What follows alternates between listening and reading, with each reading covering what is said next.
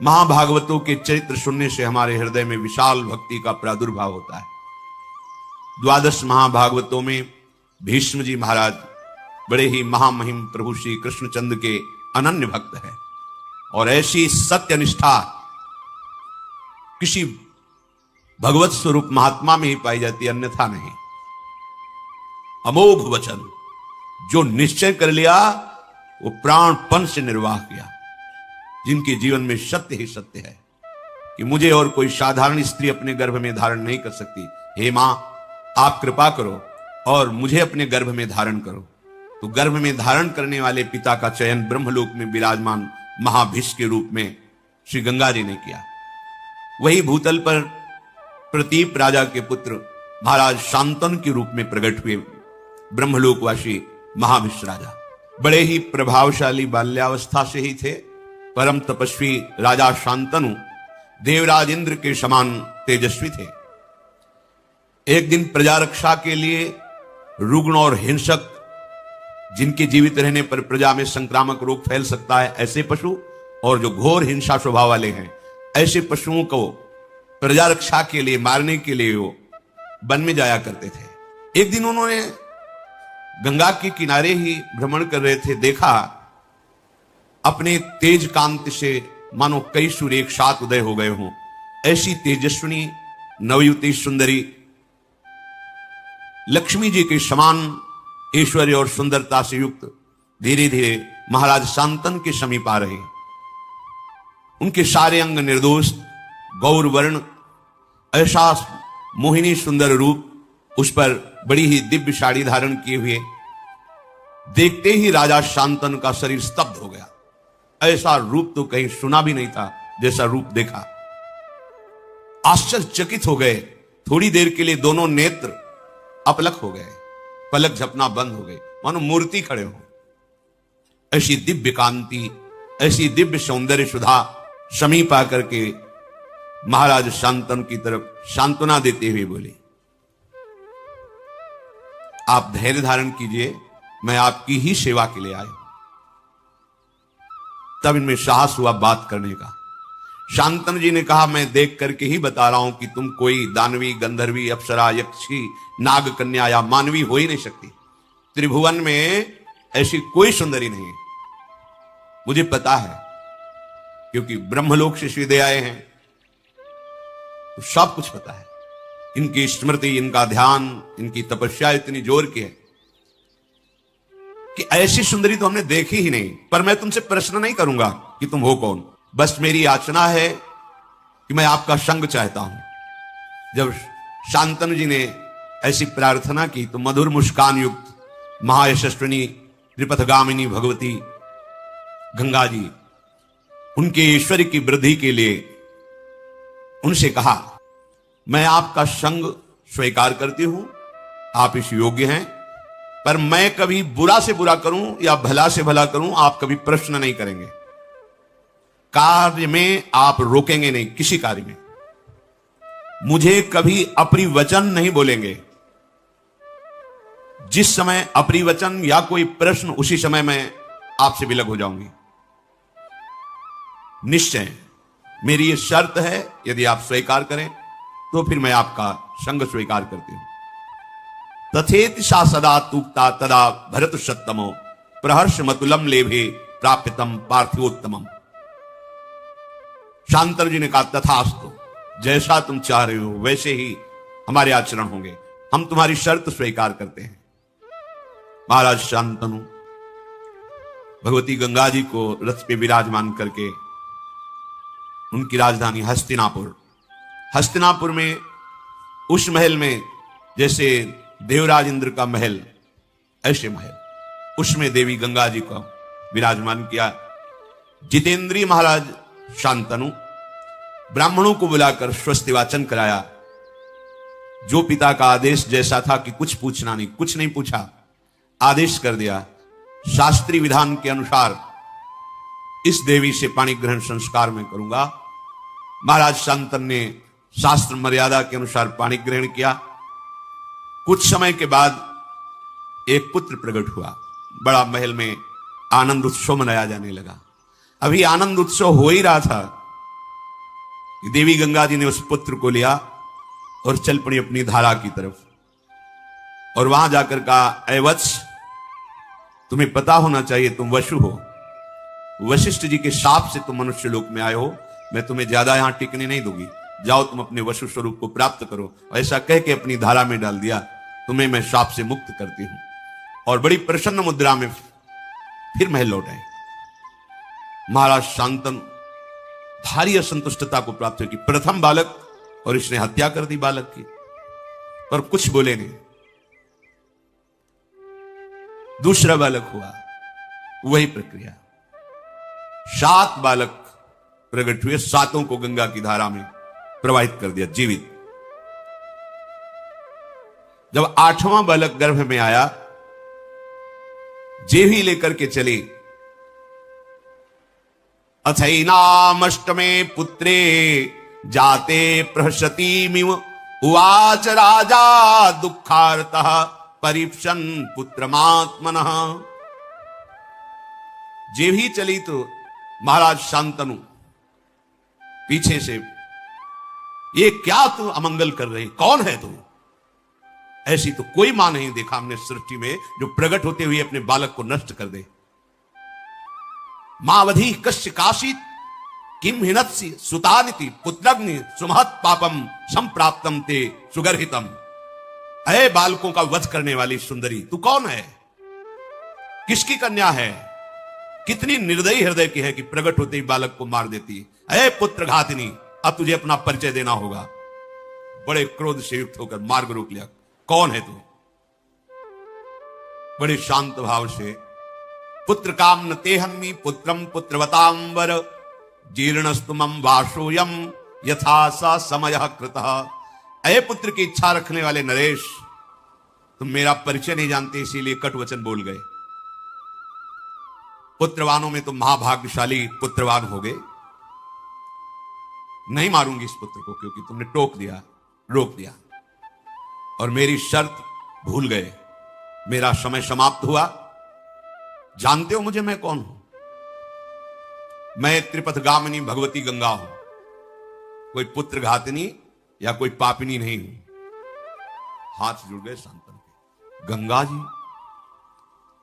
बड़े बड़े महर्षियों के द्वारा सेवित मैं हूं, केवल वशुओं का कार्य पूर्ण करने के लिए, उनको गर्भ में धारण करने के लिए, उनकी प्रार्थना से मैं यहां आई हूं।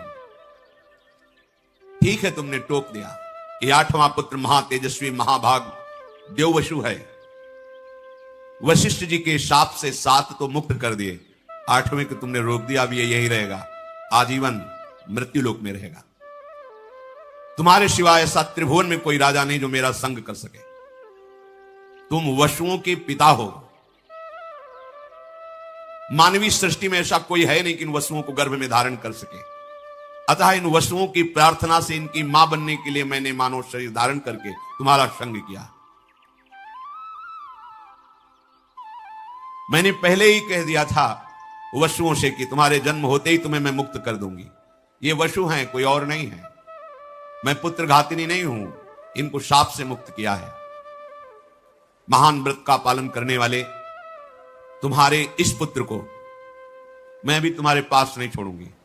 इसमें 8 वशुओं का अंश है। ये जब संपूर्ण विद्याओं में कुशल हो जाएगा तो तुम्हें स्वयं मिल जाएगा। आप निश्चिंत रहना। जब ये बालक मिले तो इसका नाम देवव्रत गंगादत्त, ऐसा नाम पुकारना।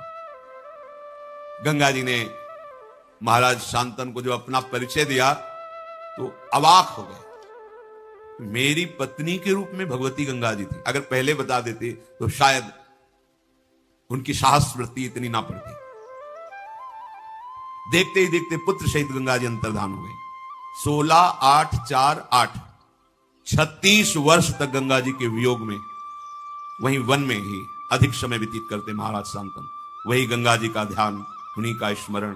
भारी वियोग हृदय में हुआ, क्योंकि जब परिचय मिला तो अंतर्धान हो गई। 36 वर्ष।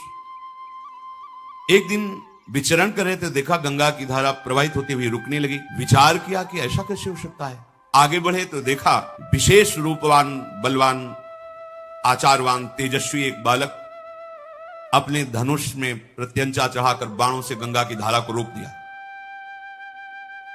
लौकिक अलौकिक समस्त अस्त्रों की कलाएं उसमें विराजमान हैं। बल, धैर्य, वीर, पराक्रम, महारथी वीरता, ये सब उसमें झलक रही। महाराज शांतनु ने देखा। महाराज शांतनु इतने आकर्षित हो गए, उन्हें पता नहीं कौन है। जब नजदीक की तरफ बढ़े तो बालक देख के ही अंतर्धान हो गया। बड़े विस्मय में पड़ गए कि ऐसा तेजस्वी बालक अभी तक हमने नहीं देखा जो बाणों से गंगा की धारा को रोक दे। बहुत चिंतित थे। इतने में देखा कि भगवती गंगा जी उस बालक को हाथ से पकड़े हुए सामने आई। बड़ा दिव्य रूप पहले से भी अधिक प्रकाशित गंगा जी का है, क्योंकि इनके संग के लिए ही अपने रूप की गरिमा को कम किया था, तब ऐसा रूप था। आप तो दिव्य रूप गंगा जी का। दिव्य अलंकारों से विभूषित देवी गंगा उस बालक को सामने लाई और कहा, ये वही आपका 8वां पुत्र है जिसके लिए आपने मुझे कटुवचन बोले थे, रोका था और मैं लेकर के अंतर्धान हुई थी। पुरुष सिंह त्रिभुवन में इसके समान कोई अस्त्रवेत्ता नहीं है, शास्त्रों का ज्ञान रखने वाला और शस्त्रों का ज्ञान रखने वाला। इसे मैंने बड़ी दिव्यता से पालन पोषण किया है। यह अब आपका पुत्र है। ये महर्षि वशिष्ठ से 6 अंगों सहित समस्त वेदों का अध्ययन करके ब्रह्मबोध हो चुका है। महाराज वशिष्ठ जी योग वासिष्ठ नामक पूर्ण ब्रह्मबोध कराने में समर्थ ग्रंथ है योग वासिष्ठ। ये अस्त्र विद्या का महान पंडित, महान धनुर्धर और युद्ध में देवराज इंद्र को भी परास्त करने की सामर्थ्य रखने वाला बालक है। देवता असुर कोई भी त्रिभुवन में ऐसा नहीं जो इसके सामने टिक सके। नीति को भगवान शुक्राचार्य जी से हमने शिक्षा दिलाई है और देवदानों वंदित भगवान बृहस्पति जी से इसने शास्त्र ज्ञान प्राप्त किया है। ब्रह्म ज्ञान वशिष्ठ जी से प्राप्त किया है। महाबाहु महात्मा ये पुत्र अंग और उपांगों सहित पूर्ण रूप से प्रतिष्ठित है। जमदग्नि नंदन महर्षि भगवान परशुराम जी का ये शिष्य है। अस्त्र विद्या में उनके समान ही है। मैंने पूर्ण करके इस पुत्र को तुम्हें दिया है। राजधर्म, अर्थशास्त्र, मोक्ष धर्म, समस्त धर्मों का ये महान पंडित है, ज्ञानी है। जाओ, ये तुम्हारे कुल की कीर्ति का वर्धन करने वाला होगा। अभी कुछ बोल ही नहीं पाए थे महाराज शांतनु की देवी गंगा अंतर्धान हो गई। गंगा जी की आज्ञा शिरोधार करके महाराज शांतनु सूर्य के समान प्रकाशित होने वाले अपने पुत्र को राजधानी में लाए। हस्तिनापुर अमरावती के समान सुंदर देवराज इंद्र की राजधानी अमरावती। जो ही संपूर्ण प्रजा को पता चला कि शांतनु का अष्टम पुत्र जो गंगा जी ले गई थी वापस आया है, संपूर्ण प्रजा में आनंद की लहर दौड़ गई। बड़े ही सौम्य स्वभाव महात्मा, गुणवान, ज्ञानी, नीतिज्ञ, शास्त्रज्ञ, शस्त्रज्ञ ऐसे युवराज को प्राप्त करके शांतनु जी को बहुत सुख हुआ और विद्वान ब्राह्मणों को बुलाकर युवराज पद पर अभिषिक्त कर दिया। अति पराक्रमी पुत्र को प्राप्त करके पिता शांतनु को अपार सुख हो रहा है कि अब मेरा जीवन आनंद में, राज्यभार संभालेगा और अपना जीवन में भजन करके समाप्त कर, क्योंकि अब कोई कामना नहीं रह गई। एक दिन उनको ऐसी सुगंध आई कि खींचे चले गए उस सुगंध में, घ्राणेन्द्र में 4 योजन तक सुगंध जाती थी, योजनगंधा। खींचते हुए उस सुगंध को लक्ष्य करके जब पहुंचे तो वहां देखा एक नौका में मूर्तिमान मानो सुंदरता विराजमान हो, ऐसे एक देवी विराजमान है। श्याम नेत्र हैं, किशोर अवस्था है।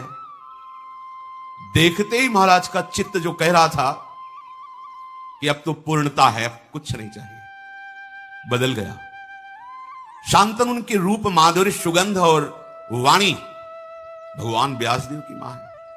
सुनते ही मुग्ध हो गए जैसे गंगा जी पर। तो गंगा जी के वियोग से जो हृदय की दशा हुई थी वो देवव्रत गंगा दत्त से मिलने पर पुत्र के थोड़ी शांत हो गई थी। फिर वही नवीन, बहुत सावधानी की जरूरत होती, वही दशा आ गई जो गंगा जी के वियोग में थी।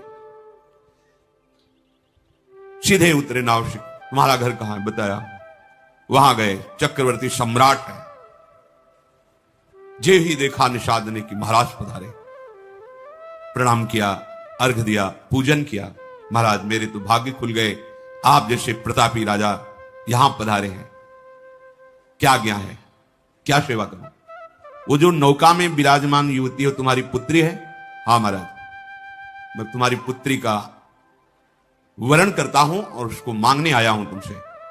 महाराज ओहो, मुझे चिंता थी कि इतनी सुंदर पुत्री का वरण कौन किसके साथ करूंगा, मेरे पास तो धन नहीं, संपत्ति नहीं।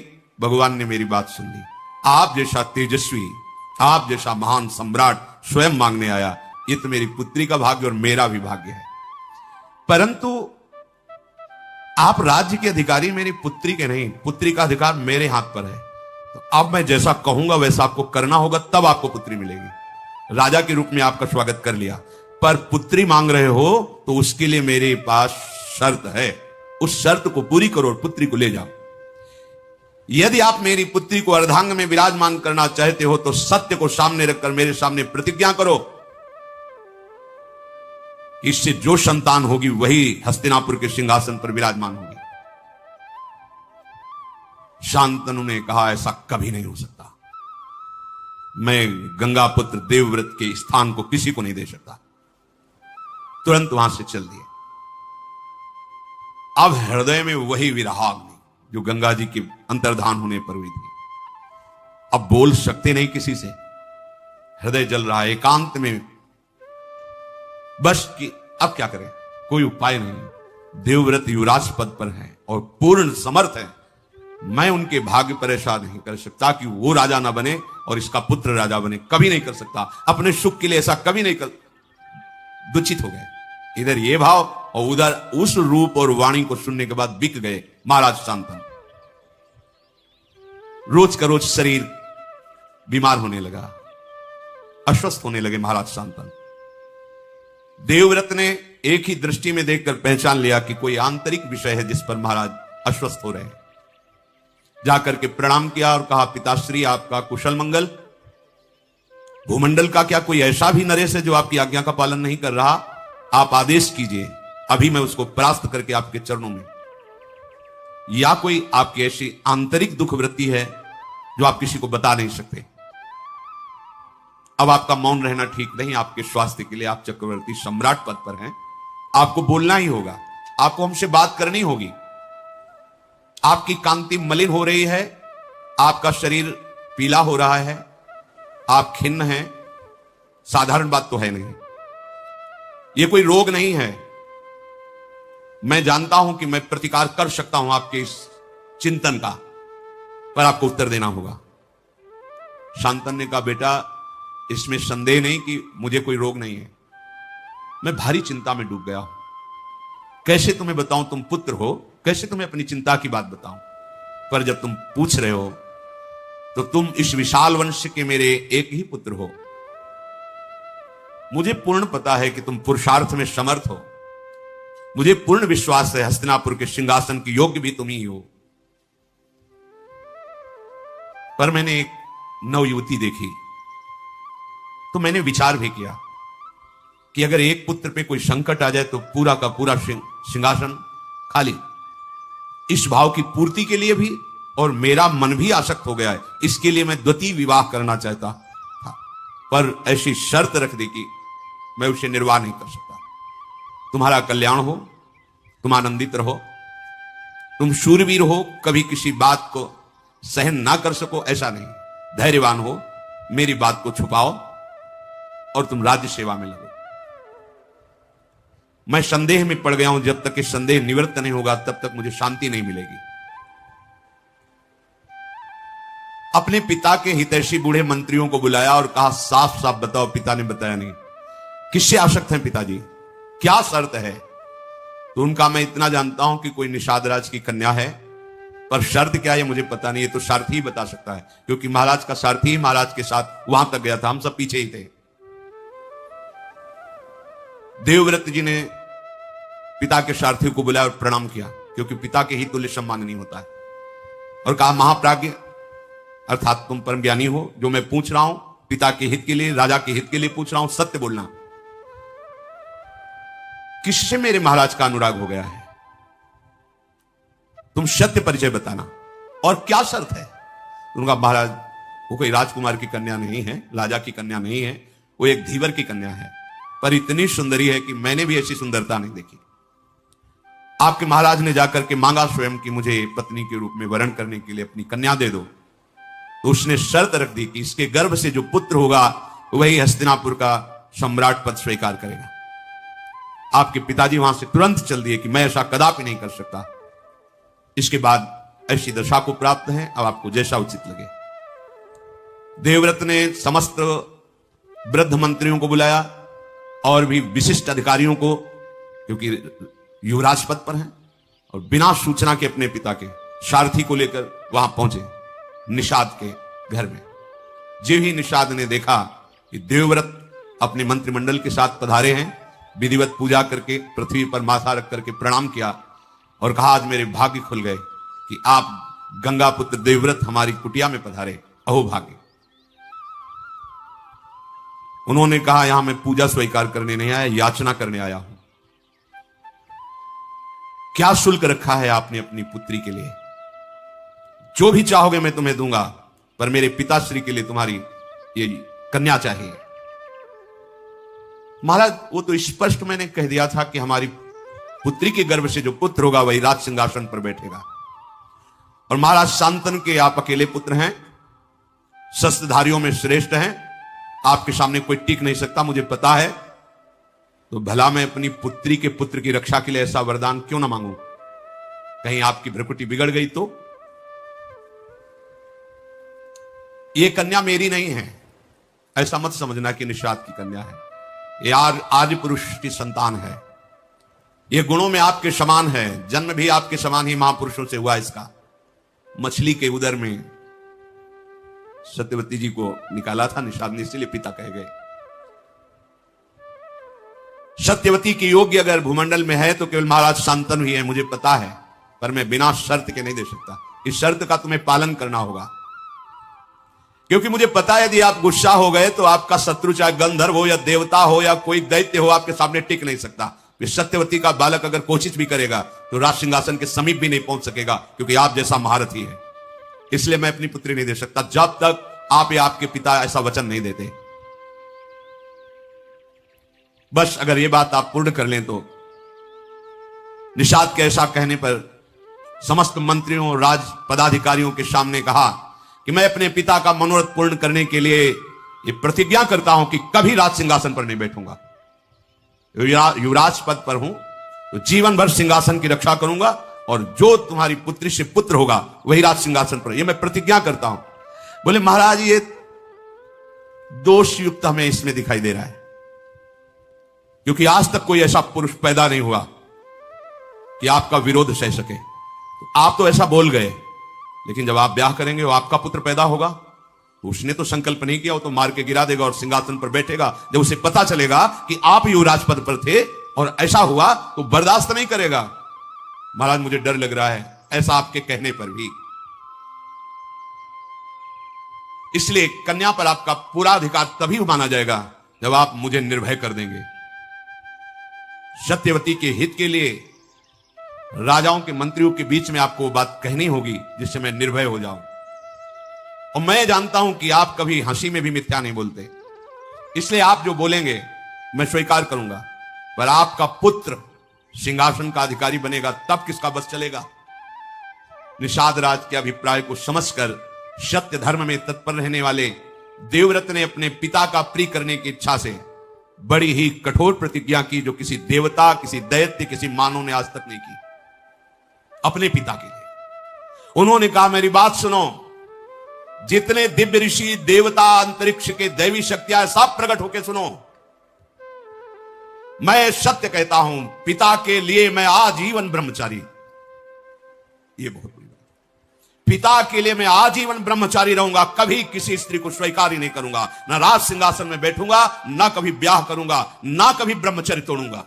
भीष्म प्रतिज्ञा इसे कहते हैं। समस्त देवी देवता ऋषि मुनि इसके साक्षी बने कि आज अभी तक तो ब्रह्मचारी है, आजीवन ब्रह्मचर्य रहूंगा, कभी राज सिंहासन पर नहीं बैठूंगा, अपने पिता के सुख के लिए। महाराज, जो ही भीष्म जी ने आजीवन अखंड ब्रह्मचर्य के व्रत की प्रतिज्ञा की, तो बड़े बड़े ऋषि मुनि देवता सब, ततो अंतरिक्ष अप्सरसो देवा सप्त ऋषि गणास तथा अव्यवर्षंत कुसुमैर भीष्मोप्यमित चाब्रवन। जय हो भीष्म प्रतिज्ञा करने वाले देवव्रत भीष्म की जय हो। आज से तुम्हारा नाम भीष्म पड़ेगा। और पुष्पों की वर्षा ऋषियों ने, देवताओं ने, अप्सराओं ने की। ये भयंकर प्रतिज्ञा आज तक किसी ने नहीं की, भीष्म जी ने। इसलिए आज से तुम्हारा नाम भीष्म पड़ेगा। अब तो कोई शब्द ही नहीं रह गया था। निषाद कन्या से बोले, मां रथ पर विराजमान हुई है, रथ पर बैठा करके ले चले। उन सत्यवती जी को जब महाराज शांतनु के समीप लाए तो जैसे मछली को जल में छोड़ दे तो नवीन प्राण आ जाते हैं, ऐसे देखकर। पर आश्चर्यचकित होकर के बोले, जिसे मैं नहीं ला पाया उसे तुम कैसे ले आए? राजमंत्रियों ने बताया, महाराज ऐसी इन्होंने प्रतिज्ञा कर ली। आंखों में अश्रु आ गए शांतनु जी के। मेरे लिए इतना बड़ा त्याग? जाओ, मैं आशीर्वाद देता हूं। मृत्यु तुम्हारे वश में होगी। जो त्रिभुवन को वश में रखती मृत्यु, वो तुम्हारे वश में होगी। जब चाहोगे तब शरीर छोड़ोगे, नहीं चाहोगे तो तुम्हारे शरीर को मृत्यु स्पर्श ही नहीं कर सकती। मृत्यु विजयी स्वच्छंद मृत्यु का वरदान दिया। नते मृत्यु प्रभाविता यावत जीवित मिच्छसी त्वत्तो हनुज्ञाम संप्राप्य मृत्यु प्रभाविता नग। हे पुत्र, जब तक तुम नहीं चाहोगे तब तक तुम्हारे शरीर को मृत्यु छू ही नहीं सकती। मृत्यु विजयी होने का वरदान महाराज शांतनु ने दिया।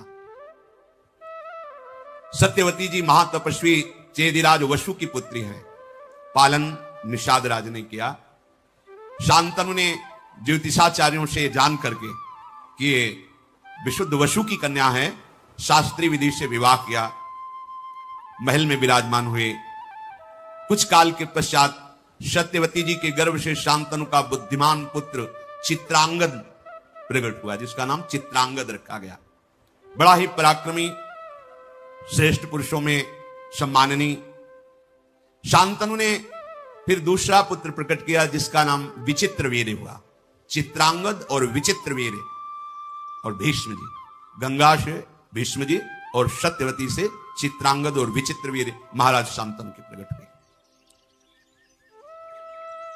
अभी विचित्रवीर्य यौवन अवस्था को भी नहीं प्राप्त हुए थे। महाराज शांतनु भगवत चिंतन करते हुए अपने शरीर को पूर्ण किया, अर्थात उनकी जीवन लीला समाप्त हुई।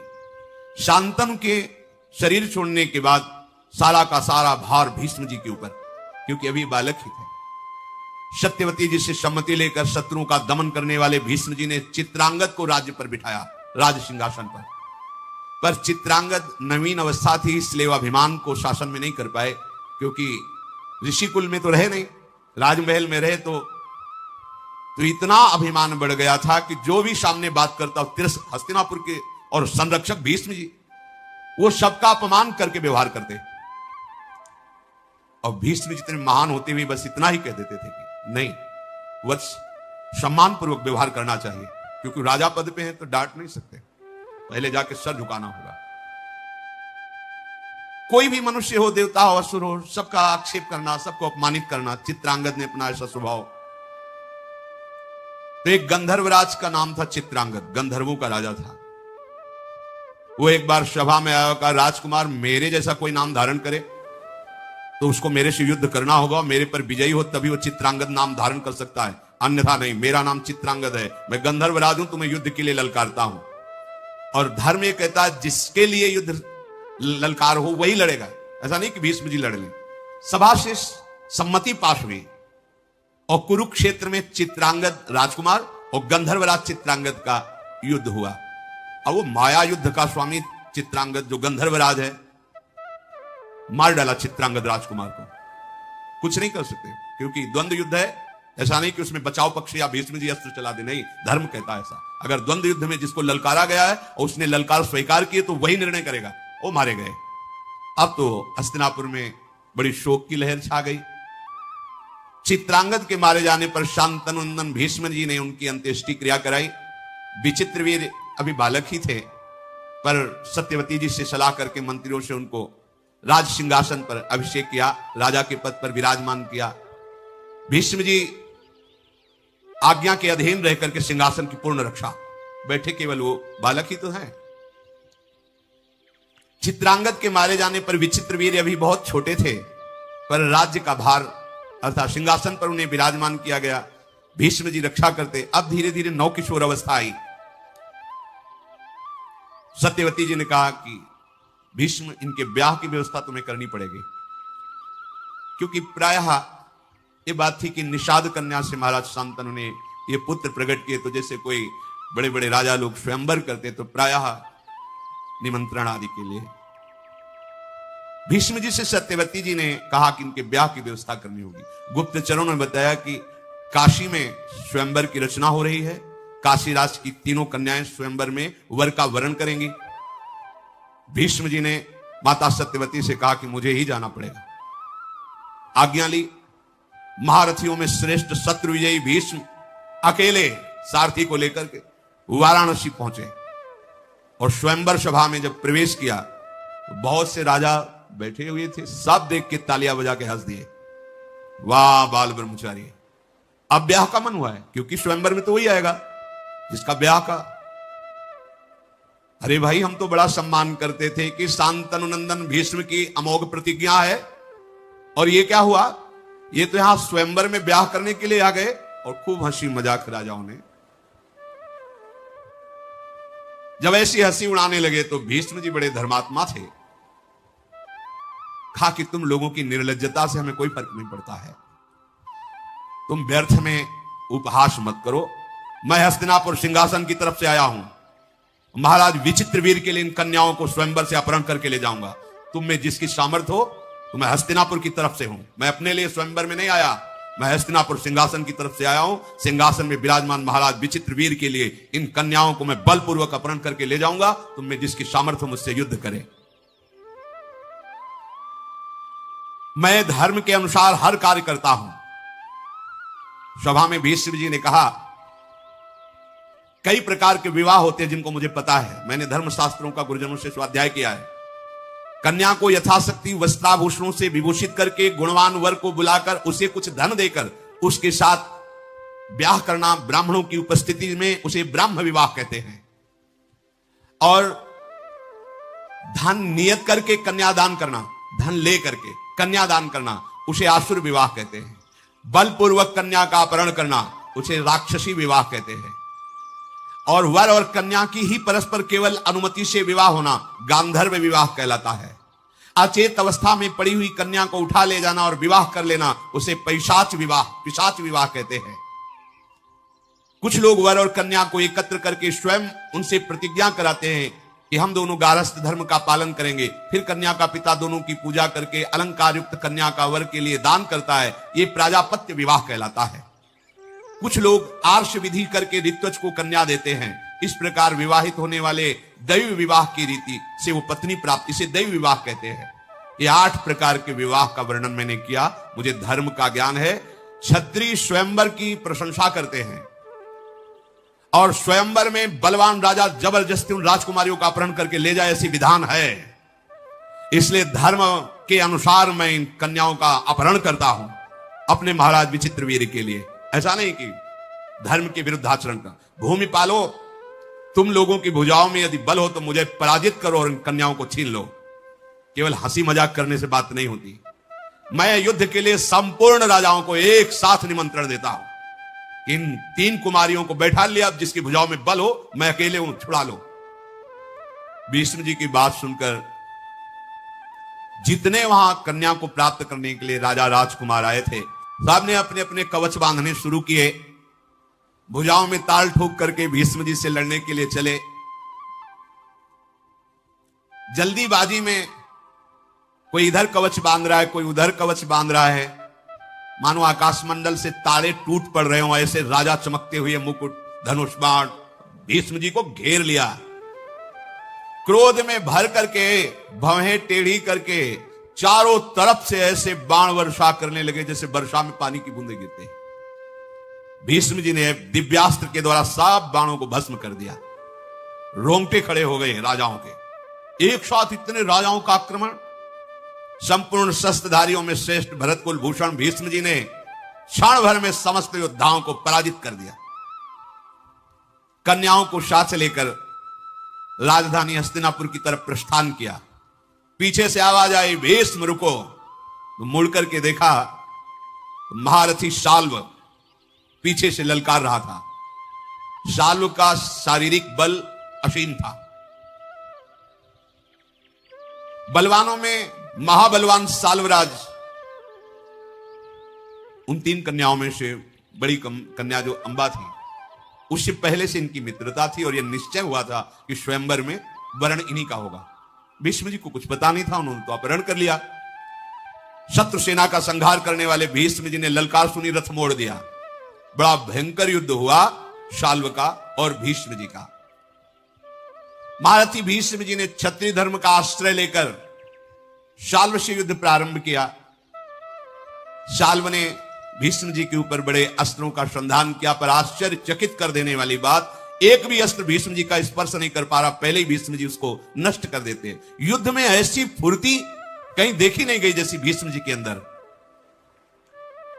शांतनु नंदन भीष्म जी ने शाल्व से कहा, खड़ा रहे। तो उसके सारथी को मारा, उसके घोड़े को मारा, और जैसे पक्षीराज गरुड़ सर्प को दबोच लेते हैं, ऐसे शाल्व को बड़ा पराक्रमी शाल्व। भीष्म जी ने उसे घुटने के बल करके कहा, जा तेरे प्राण छोड़ता हूं, आवाज मत कर, वापस चला जा। इंदास्त्र के द्वारा उसको मूर्छित करके सावधान करके, जा प्राणदान करता हूं, तुझे मारूंगा नहीं। शाल्व निराश होकर के चला गया। इस चर्चा इन महाभागवतों की आगे। श्री राधा वल्लभ लाल।